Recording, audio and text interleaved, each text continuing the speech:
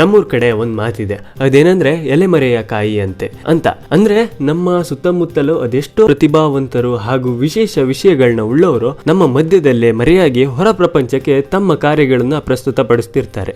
ಇಂದಿನ ಈ ವಿಡಿಯೋದಲ್ಲಿ ಅಂತವರ ಪಟ್ಟಿಗೆ ಸೇರುವ ಒಬ್ಬ ವ್ಯಕ್ತಿನ ನಾನ್ ನಿಮ್ಗೆ ಇವತ್ತು ಪರಿಚಯ ಮಾಡ್ಕೊಡ್ತಿದ್ದೀನಿ. ನಾವು ಈಗಾಗಲೇ ತುಂಬಾ ಟೆಕ್ನಾಲಜಿ ಹತ್ರ ಬಂದಿದ್ದೀವಿ. ಆರ್ಟಿಫಿಷಿಯಲ್ ಇಂಟೆಲಿಜೆನ್ಸ್ ಆಗಿರ್ಬೋದು, ಇನ್ನಿತರ ಟೆಕ್ನಾಲಜಿಗಳು ನಮ್ಮ ಏನೊಂದು ಸುತ್ತಮುತ್ತಲಿನ ಪ್ರದೇಶಗಳನ್ನ ಆವರಿಸ್ಕೊಂತ ಬಂದಿದೆ.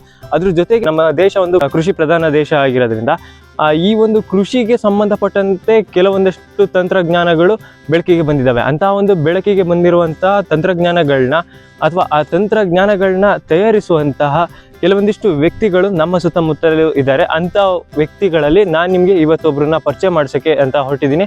ಇವರು ನಮ್ಮ ಒಂದು ಮಲೆನಾಡಿನ ಒಂದು ಸಣ್ಣ ಹಳ್ಳಿಯಲ್ಲಿ ಹಲವಾರು ವರ್ಷಗಳಿಂದ ಒಂದು ತಾಂತ್ರಿಕ ವಲಯದಲ್ಲಿ ತಮ್ಮನ್ನು ತಾವು ತೊಡಗಿಸಿಕೊಂಡಿರೋದಲ್ಲದೆ ಎಷ್ಟೋ ರೈತರಿಗೆ ಈವರೆಗೆ ತಮ್ಮ ಸೇವೆಯನ್ನು ನೀಡ್ತಾ ಬಂದಿದ್ದಾರೆ. ಹಾಗೆ ಈ ಒಂದು ತಾಂತ್ರಿಕ ಕ್ಷೇತ್ರದಲ್ಲಿ ಇವರು ಇಲ್ಲಿವರೆಗೆ ಅದೆಷ್ಟೋ ಹೊಸ ಅನ್ವೇಷಣೆಗಳನ್ನು ಮಾಡಿದ್ದಾರೆ. ಹಾಗಾದ್ರೆ ಹೆಚ್ಚಿನ ಮಾಹಿತಿ ಮತ್ತೆ ಹೆಚ್ಚಿನ ವಿಷಯನ ಅವರಿಂದನೇ ತಿಳ್ಕೊಳ್ಳೋಣಂತೆ. ಹಾಗೆ ಅವರ ಕೆಲಸ ಯಾವ ರೀತಿ ಇದೆ, ಆ ಕೆಲಸದ ಬಗ್ಗೆ ಎಲ್ಲ ಒಂದು ಮಾಹಿತಿನ ಇವತ್ತಿನ ಈ ವಿಡಿಯೋದಲ್ಲಿ ನೋಡೋಣ. ಹಾಗಾದ್ರೆ ಬನ್ನಿ ಇವತ್ತಿನ ವಿಡಿಯೋನ ಶುರು ಮಾಡೋಣ.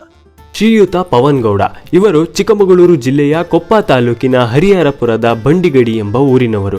ಇವರು ತಮ್ಮ ಅನುಭವ ಹಾಗೂ ತಮ್ಮೊಳಗಿನ ಕಲ್ಪನೆ ಹಾಗೂ ಉದ್ದೇಶಗಳಿಗೆ ತಮ್ಮ ಶೈಲಿಯಲ್ಲೇ ರೂಪ ಕೊಟ್ಟು ಹೊರ ಜಗತ್ತಿಗೆ ಪ್ರಸ್ತುತಪಡಿಸುತ್ತಿದ್ದಾರೆ. ನಮಸ್ತೆ, ನನ್ನ ಹೆಸರು ಪವನ್ ಗೌಡ ಅಂತ ಹೇಳ್ಬಿಟ್ಟು. ನಮ್ಮ ವರ್ಕ್ ಬಂದ್ಬಿಟ್ಟು civil engineering and fabrication work Bandigeri ಅಂತ ಹೇಳ್ಬಿಟ್ಟು ನಾವು ಕಳೆದು ಈಗ ಒಂದು 7 ವರ್ಷದಿಂದ ನಾವೀಗ ಈ ಕೆಲಸದಲ್ಲಿ ನಿರಂತರ ಸೇವೆ ಕೊಡ್ತಿದ್ದೀವಿ. ಸರ್, ನನಗೆ ಫಸ್ಟ್ ನಾನು ಹೊರಗಡೆ ಇದ್ದಿದ್ದು. ಹೊರಗಡೆ ವರ್ಕ್ ಎಲ್ಲ ನಾವು ಬಿಟ್ಟು ಊರಿಗೆ ಬಂದಾಗ ಇಲ್ಲಿ ಕೆಲಸದ್ದು ತುಂಬ ಅಭಾವ ಇತ್ತು. ಯಾವ ಜನಗಳು ಸಿಗ್ತಿರಲಿಲ್ಲ ನಮಗೆ. ಹಾಗೆ ಮಿಷನರಿಗಳೆಲ್ಲ ತುಂಬ ರಿಸ್ಕ್ ಆಗ್ತಿತ್ತು ನಮಗೆ ಇಲ್ಲಿ ಹೊರಗಡೆ ತರಿಸಿ ಕೆಲಸ ಮಾಡಲಿಕ್ಕೆ. ಆ ಉದ್ದೇಶದಲ್ಲಿ ನಾನೇನು ಮಾಡಿದೆ, ಸ್ವಂತ ನಾವೇ ಒಂದು ರೆಡಿ ಮಾಡಿ ಈಗ ಬಾಡಿಗೆ ಲೆಕ್ಕದಲ್ಲಿ ಹೊರಟ್ರೆ ಅದೊಂದು ಉದ್ದೇಶ ಚೆನ್ನಾಗಿರುತ್ತೆ ಅಂತ ಹೇಳ್ಬಿಟ್ಟು ಸ್ಟಾರ್ಟ್ ಮಾಡ್ದು.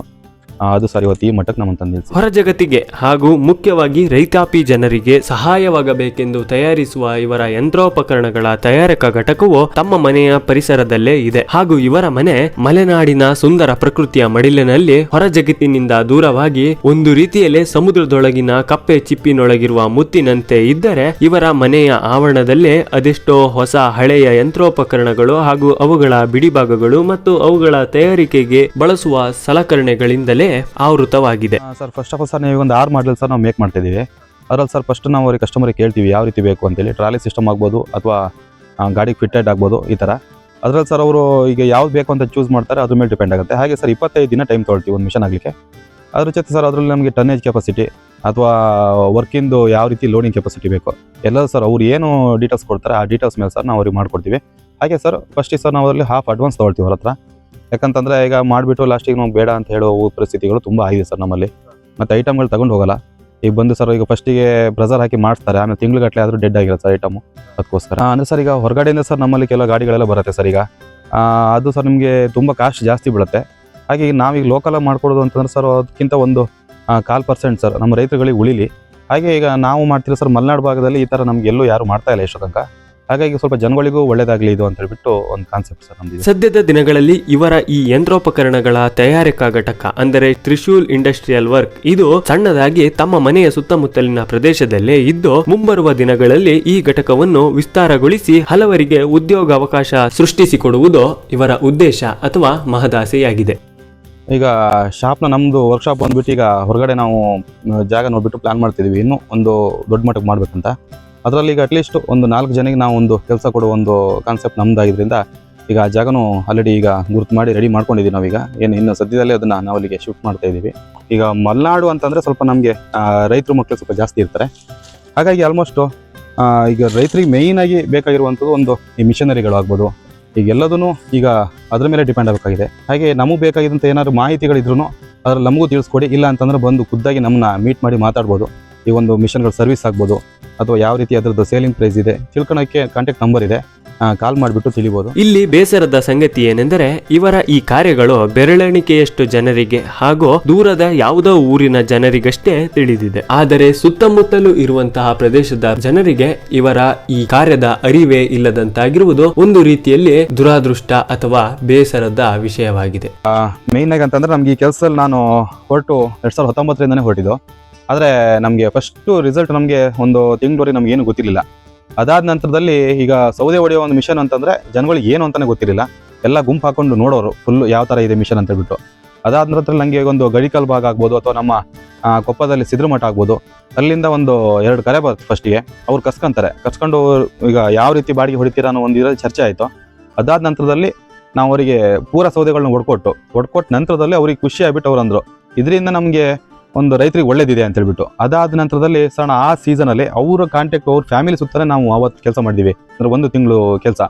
ಅದಾದ ನಂತರದಲ್ಲಿ ಮತ್ತೆ ಈಗ ಬೇರೆ ಕಡೆ ಕಾಂಟ್ಯಾಕ್ಟ್ ರೈಸ್ ಆಗ್ತಾ ಹೋಯಿತು. ಆದರೆ ಒಂದು ಬೇಜಾರು ಅಂತಂದರೆ ನಮ್ಮ ಊರು ಸುತ್ತಮುತ್ತ ಈಗ ನಮ್ಮದೊಂದು ಈಗ ಕೊಪ್ಪ ತಾಲೂಕು ಅಂತ ಹೇಳ್ತಲ್ಲ, ಈ ತಾಲೂಕು ಸುತ್ತಮುತ್ತದಲ್ಲಿ ನಮಗೆ ಮಿಷನ್ ಸೇಲ್ಸ್ ಕಮ್ಮಿ ಇರೋದು. ಯಾಕಂದರೆ ನಮ್ಮ ರೈತರುಗಳಿಗೆ ನಮ್ಮ ಜನಗಳಿಗೆ ಮುಟ್ತಾ ಇಲ್ಲ ಅದು.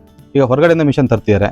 ಮತ್ತು ಹಾಗೆ ನಮಗೂ ಅಷ್ಟೇ ಹೊರಗಡೆ ಮಿಷನ್ ಹೋಗ್ತಾ ಇದೆ. ಈಗ ಅಂದರೆ ಎಕ್ಸಾಂಪಲ್ ಒಂದು ಮಂಗಳೂರು ಆಗ್ಬೋದು, ಮತ್ತು ನಮ್ಗೆ ಈಗ ಶಿವಮೊಗ್ಗ ಸೈಡು, ಈಗ ಚಿಕ್ಕಮೂರು ಸೈಡು, ಈ ಥರ ಎಲ್ಲ ಹೊರಗಡೆ ನಮ್ಮ ಭಾಗದಿಂದ ಹೊರಗಡೆ ಮಿಷನ್ಗಳು ಹೋಗ್ತಿದೆ. ಈಗ ಆಲ್ಮೋಸ್ಟ್ ನೀವು ಇವತ್ತು ಸಹ ಈಗ ನೋಡ್ತೀವಿ ಅಂತಂದ್ರೆ ಒಂದು 3-4 ಚಾರ್ಜ್ ಇವತ್ತು ಮಿಷನ್ದು ಈಗ ರೆಡಿ ಇದೆ. ಈಗ ಈ ವಾರದಲ್ಲಿ ನಾವು ಅದನ್ನು ಡೆಲಿವರಿ ಕೊಡಬೇಕು. ಹಾಗೆ ಅಂದರೆ ಅಷ್ಟು ದೂರಿಂದ ಬರ್ತಿದ್ದಾರೆ, ಬಟ್ ನಮ್ಮ ಊರಲ್ಲಿ ಅದು ಅವರಿಗೆ ತಲುಪ್ತಿಲ್ಲ. ಹಾಗೆ ಇನ್ನೊಂದು ಅಂತಂದರೆ ಈಗ ನಿಮ್ಗೆ ಇಲ್ಲಿ ನೋಡ್ಬೋದು, ಈಗ ಪೈಪ್ಗಳಿದೆ ಇಲ್ಲಿಗ. ಈ ಪೈಪೆಲ್ಲ ಕ್ವಾಲಿಟಿ ಪೈಪ್ಗಳು. ಈಗ ಬೇರೆ ಮಿಷನ್ಗಳಿಗೆಲ್ಲ ನಮ್ಗೆ ಈಗ ಸರ್ವಿಸ್ ಇಲ್ಲಿ ಬರ್ತಾವಲ್ಲ ನೋಡ್ತೀವಿ, ಆದರೆ ಆ ಪೈಪ್ಗಳಿಗೆ ನಮ್ಮ ಪೈಪ್ಗಳಿಗೂ ಕ್ವಾಲಿಟಿ ತುಂಬ ಡಿಫ್ರೆನ್ಸ್ ಇದೆ. ಆದರೂ ಜನ ಅದಕ್ಕೇ ಹೋಗ್ತಿದ್ದಾರೆ.